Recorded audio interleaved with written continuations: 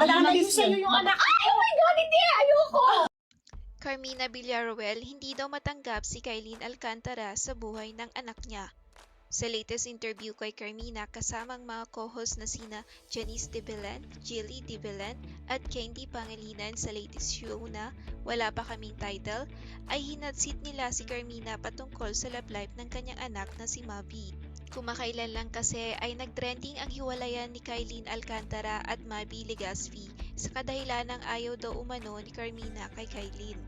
Noong umugong ang issue na to ay hindi lang si Carmina ang nabash kundi pati din ang kanyang anak na si Mavi dahil wala daw umano sariling desisyon para sa sarili dahil hanggang ngayon ay nakarely pa rin siya sa kanyang nanay. Pinangalanan pa nga ng ibang fans si Mavi na Mama's Boy, term ng mga lalaking i-give up ang kanilang relasyon para sa kanilang nanay. Sa pahayag ni Carmina na masama ugali kung iisipin mong mabuti ay halatang pinapatamaan niya si Kylene. Dagdag pa niya, hindi daw niya ito matatanggap.